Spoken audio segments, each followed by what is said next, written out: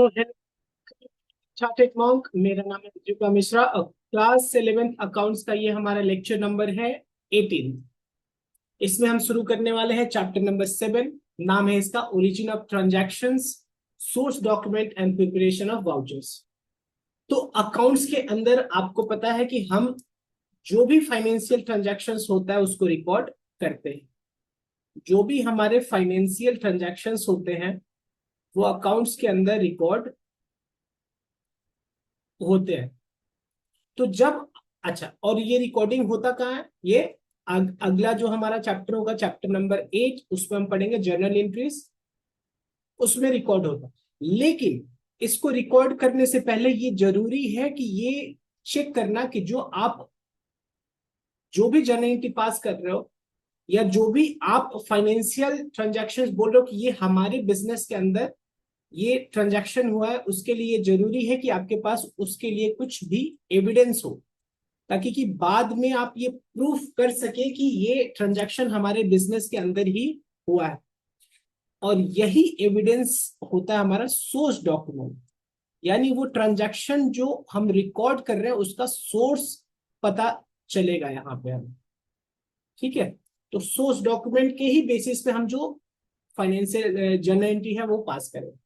तो source document is an evidence of transactions और event having taken place, यानी business के अंदर कोई ट्रांजैक्शन या इवेंट हुआ है, ये चीज कहां से पता चलेगा? सोर्स डॉक्यूमेंट से।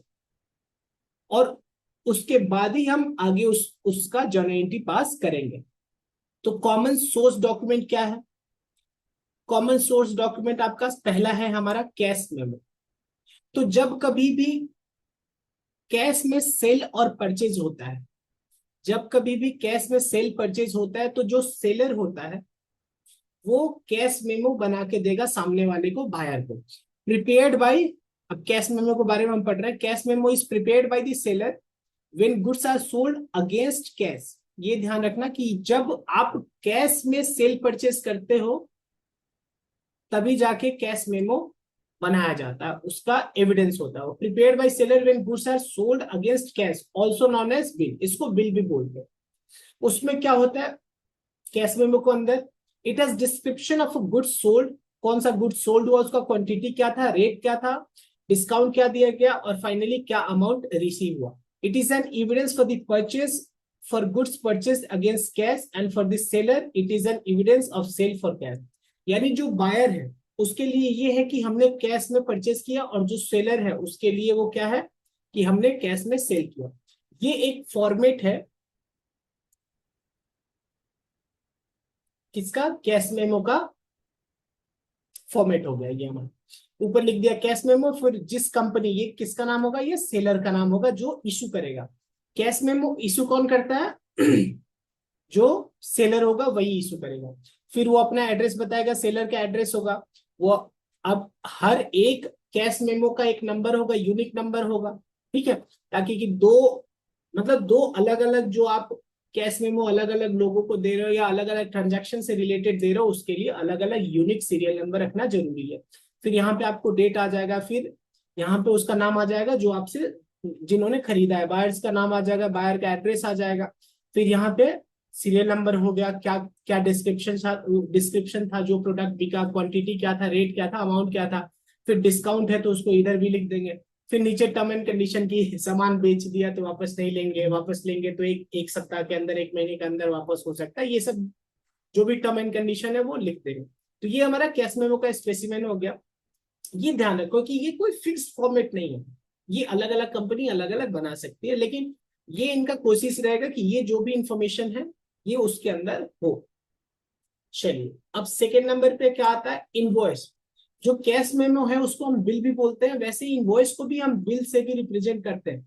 कैश मेमो हमारा कैश सेल परचेज से रिलेटेड है, और इनवॉइस या बिल जो है वो हमारा credit transaction, credit sale purchase से रिलेटेड।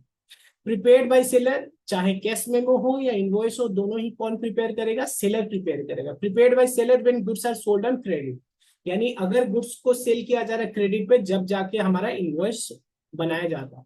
जो ओरिजिनल कॉपी है वो सामने वाले को दे देगा, यानी बायर को देगा। Original copy of the invoice is sent to the buyer and the duplicate copy is retained by the seller. क्यों? ताकि कि ये एविडेंस होगा कि हाँ जी मैंने आपको सामान बेचा है उधार में, जिसके लिए कि बाद में आप फ्यूचर में पैसा भी लेना पड़ेगा ना उनसे। चलिए ये स्पेसिमेन हो गया इनवॉइस का। इसमें सबसे पहले आपके पास इनवॉइस का नंबर होगा जो कि यूनिक होगा, डेट होगा। देखिए कस्टमर को ना, अलग अलग कस्टमर को कंपनी के अंदर कस्टमर आईडी दे दिया जाता है, और उसी आईडी से वो कस्टमर का नाम एड्रेस ऑटोमेटिक इधर से आ जाएगा। ठीक है, तो कस्टमर आईडी होगा तो वो ड्यू डेट कहने का मतलब, देखिए जो इनवॉइस होता है वो हम क्या करते हैं, उधार पे बेचते हैं, तो ड्यू डेट कहने का मतलब आपको सामने वाले को पेमेंट कितने दिनों में दे देना है, मतलब जो बायर है वो कितने दिनों में सेलर को पेमेंट दे देगा। यहाँ पे वो कंपनी का नाम होगा यानी सेलर का डिटेल होगा, सेलर का नाम, नंबर और एड्रेस जो भी है। यहाँ पे बिल टू यानी बायर का डिटेल आ जाएगा। फिर यहाँ पे गुड्स का डिस्क्रिप्शन आ जाएगा, टैक्स वगैरह है, अमाउंट वगैरह है, ये सब कुछ आ जाएगा। फिर टोटल अदर पेमेंट की आप पेमेंट एक सप्ताह में, सॉरी एक महीना 2 महीना कब करोगे, ठीक है। और अदर टर्म एंड कंडीशन है तो आप वहां पे लिख सकते हैं। यहाँ पे भी आपको ध्यान रखना है कि ये कोई फिक्स फॉर्मेट नहीं है, अलग अलग कंपनी अलग अलग यूज कर सकती है। अब कैश मेमो और इनवॉइस के बाद रिसीप्ट। रिसीप्ट कहने का मतलब कि अगर आप पेमेंट रिसीव कर रहे हैं, यानी जिस, आप सपोज कर लो किसी ने क्रेडिट पे सेल किया तो बाद में जो बायर है वो पैसा देगा, तो जब वो पैसा देगा तो ये उसको रिसीट दे देगा कि हाँ आपसे मुझे जो मैंने आपको सेल किया था इस इनवॉइस नंबर पे, उसके रिगार्डिंग आपने हमें पेमेंट कर दिया, और उसके लिए उनको रिसीट रेज करके दे दिया जाएगा। When cash or check is received from the customer, a receipt for the amount received is issued. The receipt is prepared in duplicate, ये भी डुप्लीकेट होगा जिसमें कि ओरिजिनल कॉपी सामने वाले को दे दिया जाएगा जिससे पैसा मिला, given to the party making the payment, and the duplicate copy is kept for the record. जो रिसिपिएंट है वो डुप्लीकेट कॉपी अपने पास रख देगा। इसका स्पेसिमेन क्या है, सबसे ऊपर लिख दिया रिसीट, फिर उस रिसीट के बाद फिर वो लिख देगा कि हमने पैसा, इसमें भी यूनिक नंबर यूज किया जाएगा, एक सेकंड, इसमें भी यूनिक नंबर होगा कि रिसीट नंबर क्या है, ये रिसीट है, इसने बनाया है यानी जिसने पैसा रिसीव किया, ये उसका एड्रेस हो गया, डेट क्या हो गया, मोबाइल नंबर, मोबाइल नंबर तो वैसे भी यहाँ आ जाएगा ना, रिसीव विथ थैंक्स की सामने वाले यानी जिससे पैसा मिल रहा है उसका नाम हो जाएगा, क्या अमाउंट रिसीव हो रहा है, कैश में आ रहा है या चेक नंबर। फिर यहाँ पे ना एक रेफरेंस होना जरूरी है कि ये जो पैसा मिला है हमें किस चीज के रिगार्डिंग मिला है, यानी अगर मैंने क्रेडिट पे सामान बेचा था यानी इनवॉइस नंबर का रेफरेंस दे दो कि इस इनवॉइस नंबर के कॉरेस्पॉन्डिंग हमें ये पैसा मिल रहा है, ठीक है। और फॉर एबीसी यानी जो ये एबीसी कंपनी है उसके लिए जिसका होगा उसका अपना सिग्नेचर आ जाए, ठीक है। अगला है हमारा पे इन स्लिप। पे इन स्लिप क्या होता है, बैंक में जब आप कैश और चेक डिपॉजिट कराने जाओगे तो बैंक में आपको एक फॉर्म भरना पड़ता है और उसको ही बोलते हैं हम पे इन स्लिप। ये अगर आप बैंक गए होगे कैश डिपॉजिट करने या चेक डिपॉजिट करने तो आपको ये दिखा होगा, जिसमें कि आप यहाँ पे अपना अकाउंट नंबर फिल करोगे जिस अकाउंट में वो पैसा डालना है, सेविंग है, करेंट अकाउंट है, आरडी है, सीसी है, ये सब डेट हो गया, फिर कौन से ब्रांच में आप डिपॉजिट कर रहे हो, फिर यहाँ पे अमाउंट लिख दोगे, और फिर अगर नॉर्मल कैश है तो कैश का अकाउंट लिख दोगे यहाँ पे, फिर ये सब आपके लिए नहीं, मोबाइल नंबर पैन वगैरह अगर लगेगा तो वो डाल दोगे, और फिर यहाँ पे भी सेम ही डेटा है कि अकाउंट नंबर क्या है, फिर ये सब, और ये जो है ये आप बैंक को दे दोगे, इसके साथ आप कैश और ये सब दे दोगे, इसके साथ आप कैश और हो या चेक नंबर, अगर आपके पास चेक है ना तो उसमें चेक नंबर भी लगता है, वहां पे कहीं लिखा है क्या चेक नंबर, जैसे यहाँ पे cash deposit in account, cheque number भी होता है, अभी दिख नहीं रहा है मुझे, चेक नंबर होना चाहिए, ठीक है, कि चेक का नंबर की कौन सा चेक नंबर है ये सब भी लिखना होता है इसमें, है ना। और ये आपको बैंक स्टैम्प करके दे देगा आपको आपके यूज के लिए, और आप अपने पास इसको रिकॉर्ड में मेंटेन कर लोगे। यानी पे इन स्लिप आप यूज करते हो किस चीज के लिए, बैंक में कैश और चेक डिपॉजिट करने के लिए, यूज फॉर डिपॉजिटिंग कैश और cheque into the bank filled by the depositor. ये दोनों ही फिल कौन करेगा चाहे ये वाला साइड हो या ये वाला साइड, दोनों ही फिल करेगा वो कस्टमर ही, मतलब जिसका बैंक अकाउंट है, जो डिपॉजिट करा रहा है वही फिल करेगा, बैंक क्या करेगा इस पे अपना ठप्पा लगा के दे देगा कि हाँ जी आपसे मैंने कैश या चेक मिल गया, कुछ टाइम में आपके अकाउंट में वो चीज क्रेडिट हो जाएगा। अब अगला बात करते हैं चेक। चेक से आप लोग ऑलरेडी अवगत होंगे, चेक के बारे में जानते होंगे। Cheque is a document in writing drawn upon the bank with which the account is held and is payable on or after the due date. Check is an instrument issued by the account holder to the person to whom amount is paid. The bank supplies the check form. देखो इसमें क्या होता है थोड़ा सा मैं बताता हूँ। सपोज करो दो पार्टी है, ए और बी। ए का बैंक है बैंक ए और बी का बैंक है बैंक बी। मतलब बैंक बी में बी का बैंक अकाउंट है और बैंक ए में ए का बैंक अकाउंट है, राइट। चलिए तो अब ए को पे करना है टू पे ए टू पे बी। ए पे करने वाला है बी को, तो ए क्या करेगा, ए को जो बैंक है ए का उसने ए को चेक दिया होगा। वो चेक कुछ इस प्रकार दिखेगा, ये सपोज कर लो चेक ऑफ ए है, यानी कि चेक ऑफ ए कहने का मतलब ए का अकाउंट एसबीआई में है। सपोज करो ये चेक एसबीआई का दिख रहा है, तो उसने यहां पे वो लिख देगा कि पे किसको पे करना है, बी को। पे टू बी कितना, जो भी अमाउंट मान लो 1 लाख रुपए, तो यहाँ पे लिख देगा 1 लाख रुपए और यहाँ पे अमाउंट में 1 लाख लिख देगा। और फिर जो भी उसका अकाउंट नंबर होगा, यानी ए का ही अकाउंट नंबर, किसी और का नहीं। ये ऑलरेडी आज के डेट में यहाँ पे तो प्रिंट खुद ही आया रहता है, और नहीं है तो वो भी ये एक कलम से अपना लिख देगा अपना अकाउंट नंबर, ठीक है। और यहाँ पे अपना साइन कर देगा और यहाँ पे अपना डेट दे देगा, ये ध्यान रखना है ना। और फिर यही ये चेक लेके किसको दे देगा, वो बी को। बी क्या करेगा, बी अपने बैंक के पास जाएगा और वो चेक डिपॉजिट कर देगा। फिर इसका बैंक वो चेक इसको पहुंचाएगा, फिर ये इसको पैसा देगा और फाइनली बैंक बी के अकाउंट में, जो कि उसके ही बैंक में है, उसमें वो अमाउंट क्रेडिट कर देगा।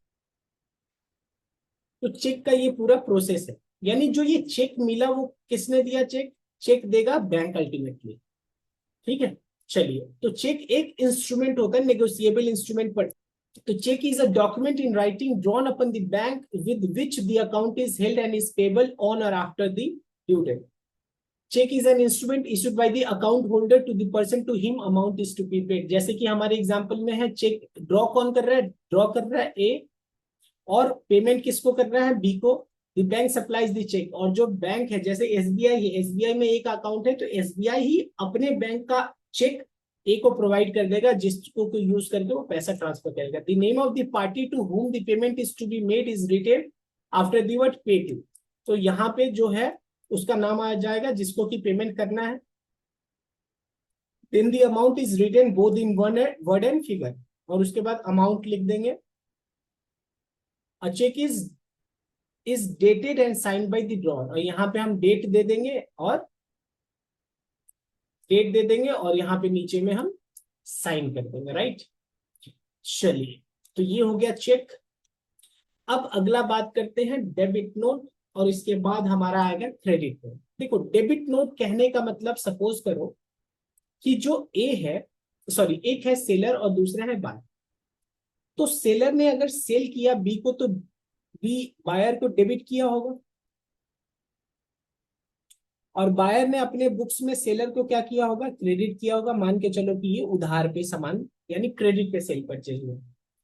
अब किसी कारणवश कुछ ऐसा हुआ जिसमें कि सेलर को, ये ध्यान रखना, सेलर अपने बुक्स में अगर बायर को डेबिट करना चाहता, बायर को क्या करना चाहता है, डेबिट करना चाहता है।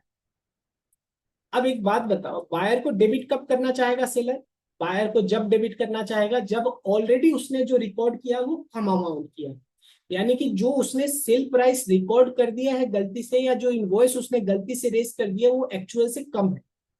यानी सेल का अमाउंट बढ़ाना है तो सामने वाले को डेबिट करेगा। पहला केस तो ये हो गया। अच्छा, बायर अपने बुक्स में सेलर को डेबिट कब करेगा, जब कुछ सामान बायर वापस करेगा। जब कुछ सामान बायर सेलर को वापस करेगा किसी कारणवश, तो उस केस में वो सेलर को क्या करेगा, डेबिट।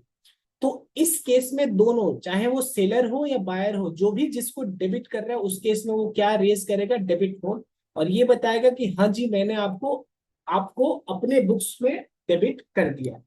तो डेबिट नोट क्या हो गया? Debit note is a voucher prepaid when account of the person is debited, यानी जब सामने वाले का अकाउंट आपके बुक्स में डेबिट करना है। से फॉर गुड बिंग रिटर्न, जैसे कि ये केस में बायर ने गुड रिटर्न किया था, गुड्स रिटर्न किया था, तो उस केस में वो डेबिट नोट इश्यू कर दिया था, करना पड़ेगा उससे।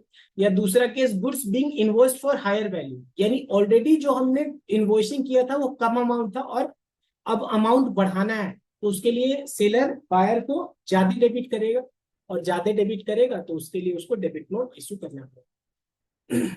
It details the reason for the debit note, debit, और वहां पे पूरा लिखा रहेगा कि जो ये डेबिट नोट इशू हो रहा है, डेबिट नोट का अपना नंबरिंग होगा, सीरियल वाइज इशू होता है। देखो कोई भी डॉक्यूमेंट होगा ना वो सीरियल वाइज इशू होना कंपलसरी है, और उसमें लिखा होगा कि जो ये सामने वाले को हम डेबिट या क्रेडिट डेबिट कर रहे हैं वो क्या रीजन की वजह से कर रहे हैं। ठीक है। A seller of the goods will make a debit note if he finds that his goods have been invoiced at lower price, यानी जो सेलर है, जो अभी हमने यहाँ पे बात किया, कि सेलर ने अगर देखा कि मैंने जो इनवॉइस कर दिया है बायर को वो कम अमाउंट किया है एक्चुअल से, तो उस केस में वो डेबिट नोट इशू करेगा। यही चीज, ये चीज यहाँ लिखा हुआ कि a seller of the goods will make a debit note if he finds that his goods have been invoiced at lower price.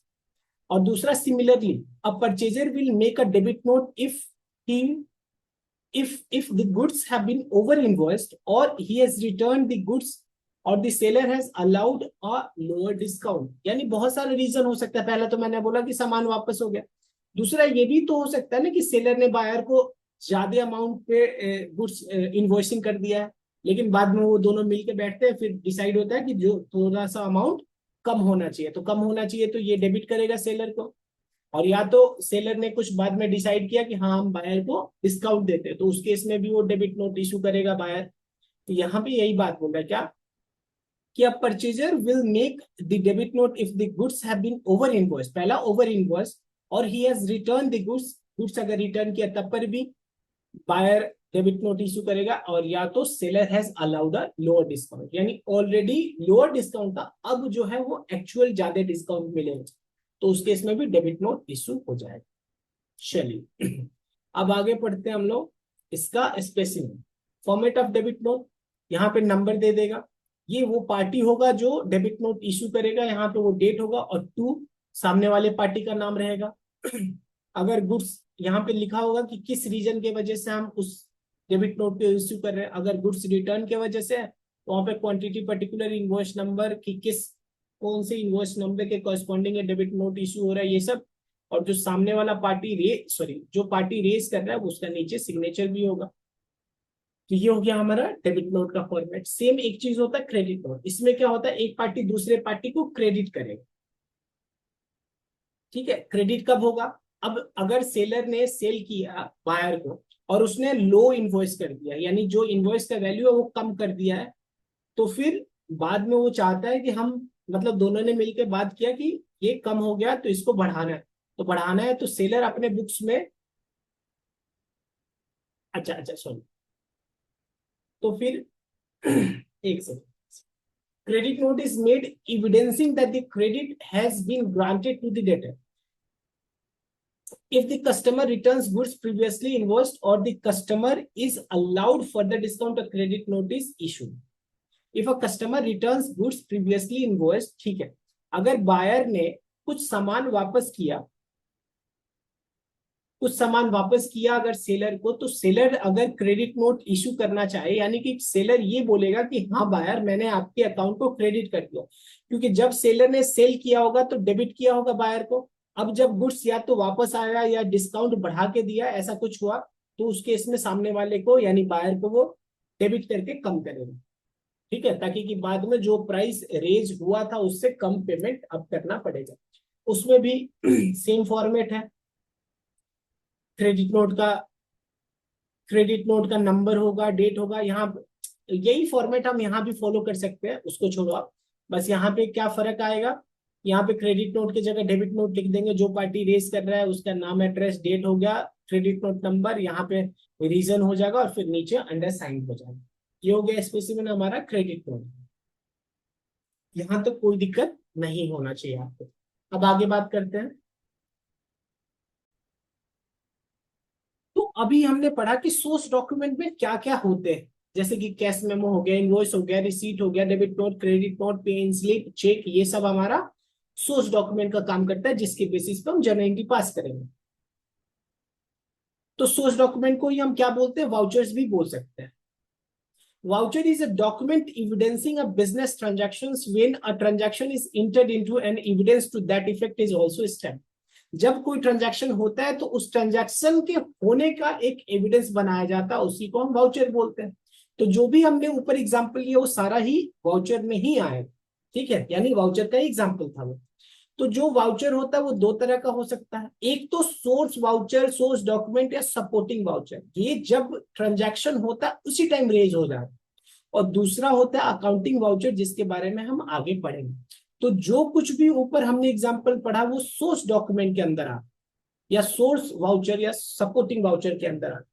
तो पहले इसको इसके बारे में पढ़ लेते हैं।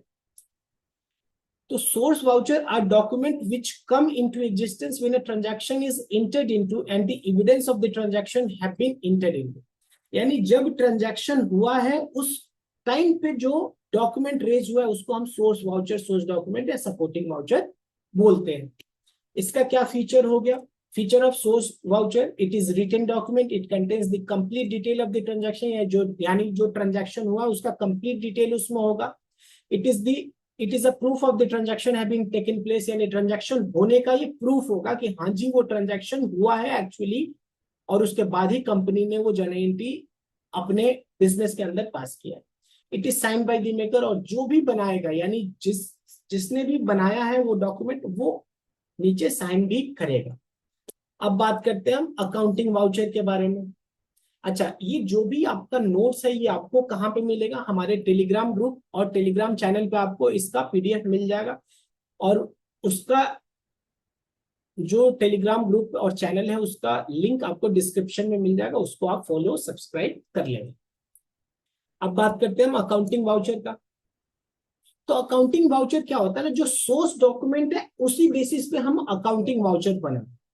is the written document containing an analysis of the business transaction for accounting and recording purpose।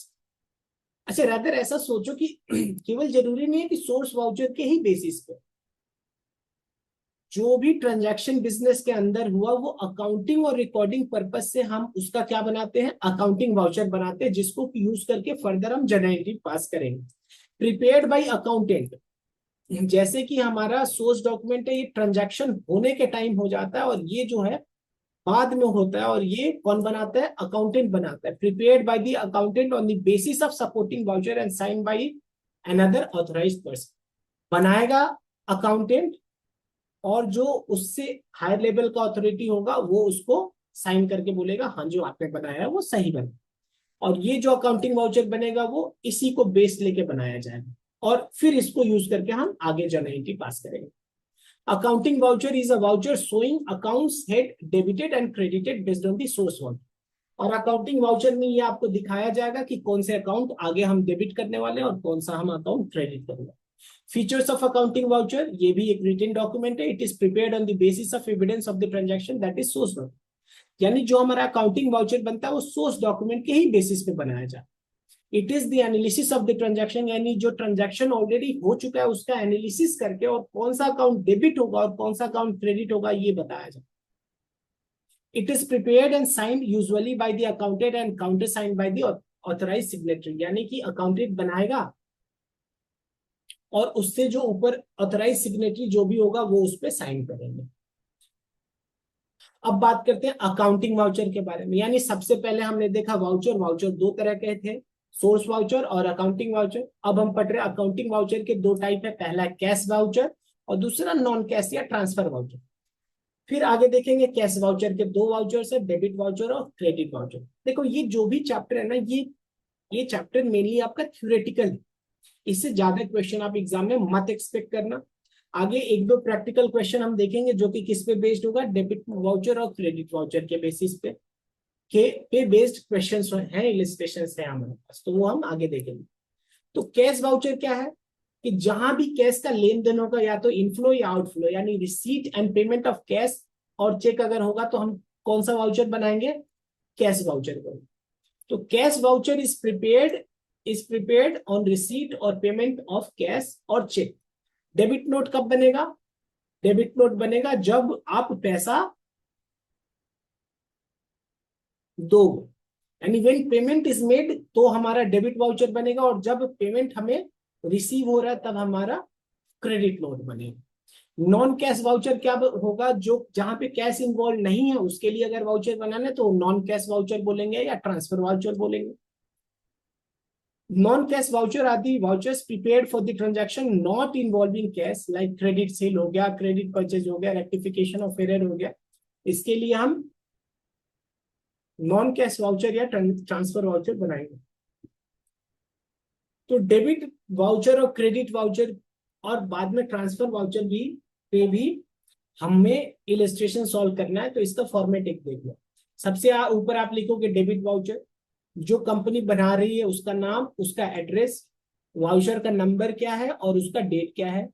फिर यहाँ पे लिखेंगे कि डेबिट डेबिट अकाउंट कौन सा होने वाला है।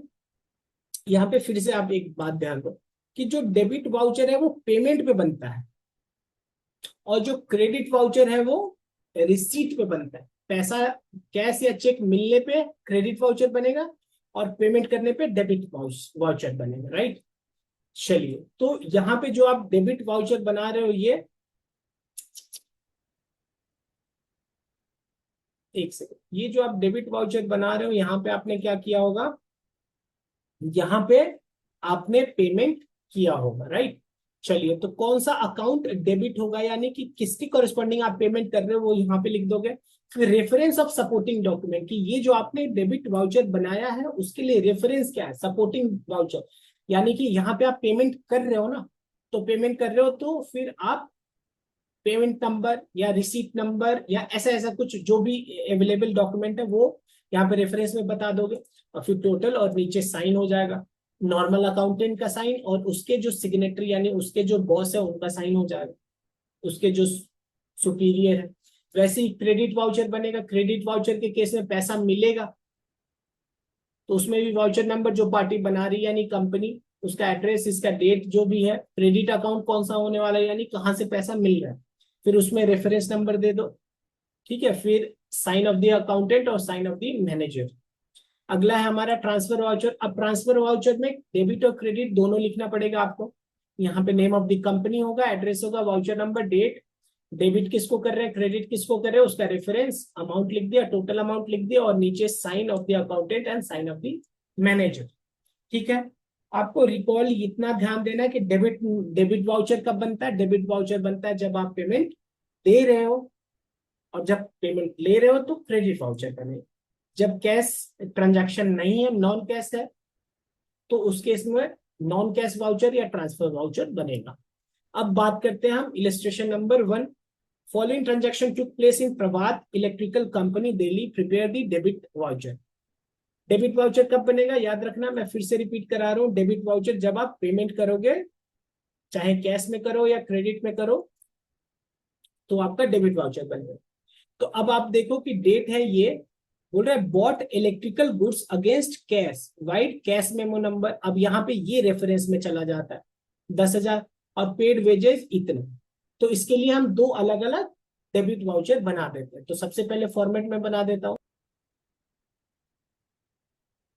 तो सबसे पहले पहले वाले का bought electrical goods against cash, vide cash memo number 338 और 10,000 अमाउंट था। अच्छा, ये जो भी डेबिट नोट बनाया जाएगा, डेबिट नोट कब होता है? जब हम पे करेंगे। तो यहाँ पे हमने बाई किया तो पेमेंट ही करना है, तो डेबिट वाउचर बन गया। तो ऊपर में हमने हेडिंग लिख दिया कि ये एक डेबिट वाउचर है। बना कौन रहा है? तो ऊपर दिया हुआ है, ये कौन सी कंपनी है? प्रभात इलेक्ट्रिकल कंपनी, एड्रेस हो गया दिल्ली, ये लिख दिया हमने, ठीक है। ये एड्रेस वाला कॉलम हो गया। वाउचर नंबर मान के चलो हमने उसको नंबरिंग दे दिया 1। उसके बाद डेट क्या है? तो यहाँ पे डेट दिया आपको 1 जनवरी 2025, तो 1/1/25 यहाँ पे डेट डाल देंगे। उसके बाद लिख देंगे बॉट।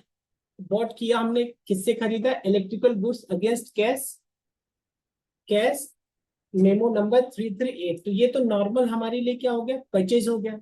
तो डेबिट किसको करेंगे? डेबिट कर देंगे परचेज को,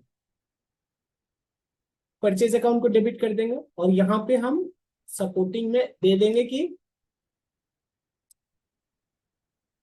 कैश पेड या electrical goods purchase and cash paid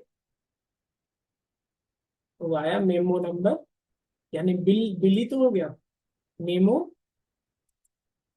number, बल्कि ऐसे बोलो कैश मेमो नंबर 338। तो ये हो गया, हमने कितना अमाउंट पे किया, 10,000। उसके बाद नीचे भी एक ही अमाउंट है, तो टोटल में भी 10,000 आ गया। और यहाँ पे फिर जो भी अकाउंटेंट होगा उसका साइन आ जाएगा, और यहाँ पे जो भी मैनेजर होगा वो उसका साइन हो जाएगा। अच्छा, राइट साइड, दूसरे साइड में क्या होता है ना, इस साइड में ये भी इसी का पार्ट है, डेबिट नोट का ही पार्ट माना जाता है। यहाँ पे लिख देंगे ना कि रिसीट, यानी सामने वाला यहाँ पे साइन कर देगा कि हाँ जी मुझे इतना पेमेंट रिसीव हो गया, और रेवेन्यू स्टैंप भी लगाते थे इसका लीगल वैलिडिटी करने के लिए। ठीक है, रेवेन्यू स्टैंप वो आता है ना, 2 4 5 10 रुपए वाला स्टैंप जो होता है, जो सरकारी जो ठप्पा होता है स्टैंप, वो लगा के और उस पर उसका साइन ले लेते हैं कि हाँ जी 10,000 रुपये आपको रिसीव हो गए। ठीक है, चलिए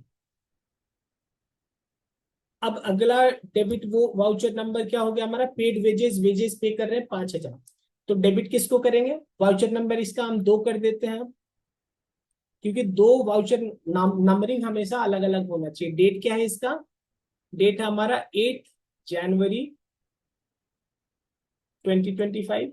डेबिट किसको करेंगे, पेड वेजेस है तो वेजेस अकाउंट पे डेबिट कर देंगे। कितना वेजेस पे कर रहे हैं हम, वेजेस पे कर रहे हैं 5,000, तो ये भी सिंगल ही है तो 5,000 होगा, और फिर नीचे टोटल करके 5,000 करके क्लोज होगा। राइट, चलिए paid wages for the month of December 2024। तो इसके लिए हमारा ये रेफरेंस में क्या दे सकते हैं, इसका रेफरेंस एक नरेशन टाइप समझो कि एक्सप्लेनेशन, कि wages for December 2024, paid wages for December 24। Right, यहाँ पे अकाउंटेंट का साइन आ जाएगा, यहाँ पे मैनेजर का साइन आ गया, और रिसीट करके यहाँ पे लिख देंगे कि अमाउंट सामने वाले ने इतना रिसीव कर दिया, और सामने वाले से अगर साइन अवेलेबल है तो ले लो। Right, the following transaction took place in Messrs S traders Patna, prepare the debit voucher. Debit voucher कब होता है, जब हम पे करते हैं, तो यहाँ भी हम बॉट कर रहे हैं, खरीद रहे हैं, कैश मोमो यानी कैश ट्रांजैक्शन यहाँ भी बनेगा, वेजेस पेड यहाँ भी बनेगा, paid cash to Hari and sons Patna for purchase of 2 sewing machine यहाँ भी बनेगा, और pages paid for postage stamp यहाँ भी बनेगा। सिमिलर ही क्वेश्चन है, इसको मुझे कराने में कोई फायदा नहीं लग रहा। ये बहुत इंपॉर्टेंट चैप्टर नहीं, एक क्वेश्चन कर लेना और उसी को करके आपको ध्यान रख लेना, उसके अलावा आपको क्वेश्चन करने का जरूरत नहीं है। ठीक है, सिमिलर ही है पिछले क्वेश्चन का, तो इसलिए मैं इस क्वेश्चन को नहीं करा रहा हूं। बस यहाँ पे आपको ध्यान क्या क्या रखना है कि वाउचर नंबर हमेशा अलग अलग रखना, यहाँ पे जो पार्टी बना रही है उसका नाम एड्रेस हो गया, और यहाँ पे उसका डेट हो गया। ठीक है, कोशिश करना कि ये वाला साइड भी आप बना देना, इसका फिक्स है, क्या क्या लिखोगे, रिसीट है, रिसीव्ड रुपी, यहाँ पे लिख दो रिसीव्ड रुपी 5,000 ऐसा करके लिख देना है। ठीक है, और उसके बाद रेवेन्यू स्टैंप लगाना है। चलिए अगला है हमारा प्रिपेयर क्रेडिट वाउचर, इसका एक क्वेश्चन हम लोग कर लेंगे। ये बोला prepared credit voucher from the source voucher of Mrs Ram Lal and company new Delhi based on the following transactions. यहाँ पे मैं एक का ही बना रहा हूं, ठीक है, ध्यान से आप सुनिए क्या बनाना है यहाँ पे, क्रेडिट वाउचर, तो सबसे ऊपर लिख देंगे हम क्रेडिट वाउचर। बना कौन रहा है, messrs Ram Lal and company, address क्या हो गया हमारा जो बना रहे हैं, न्यू दिल्ली। फिर यहाँ पे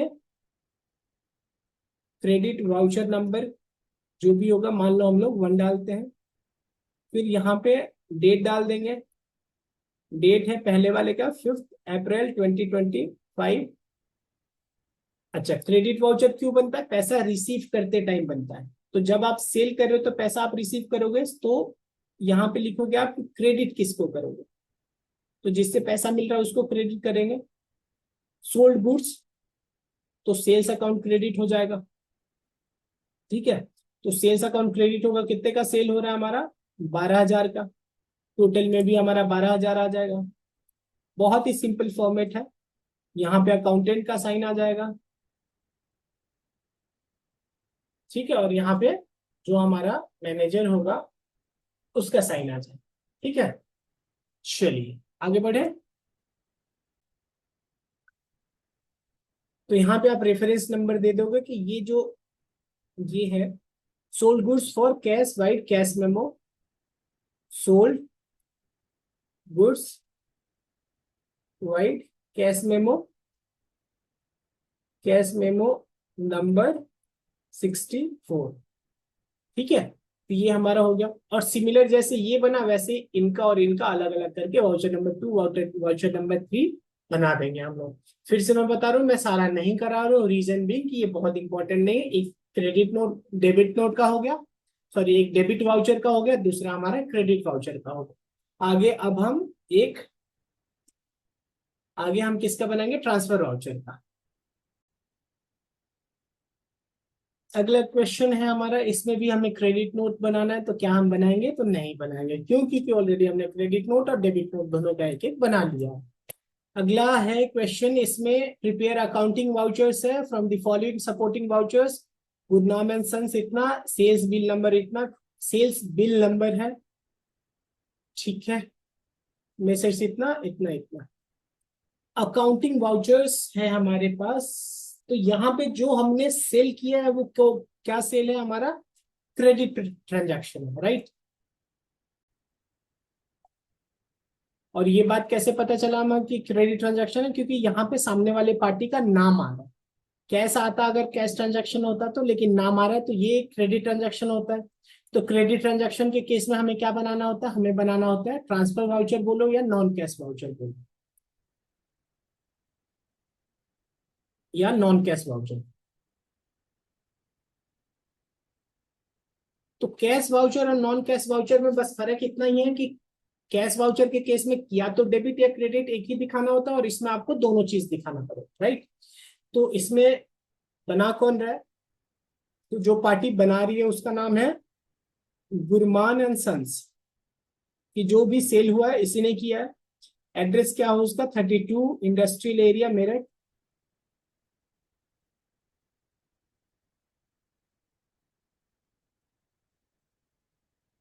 मेरठ यूपी, राइट। और यहाँ पे दे देंगे वाउचर नंबर, सेमी फॉर्मेट है और कुछ कोई फर्क नहीं है। डेट यहाँ पे दे देंगे, डेट क्या है 10/4/2025। डेबिट कौन हो रहा है, डेबिट सामने वाला पार्टी, यानी कि डेबिट किसको करेंगे, messrs Murari Lal and sons, इनको डेबिट कर रहे हैं। और क्रेडिट किसको करेंगे, गुर, गुरमान एंड सन्स के लिए ये क्या हो गया, सेल्स हो गया, तो सेल्स को हम क्रेडिट कर देंगे। बल्कि ऐसे लिखो, credit sales via credit sales vide, क्या नंबर है, bill number 125, sorry vide bill number 1215। ये हो गया हमारा रेफरेंस। और फिर अब अमाउंट कितना था, अमाउंट हमारा टोटल 22,000 है, तो यहाँ पे लिख देंगे हम टोटल में, डेबिट में भी 22,000 ही है और क्रेडिट में भी हमारा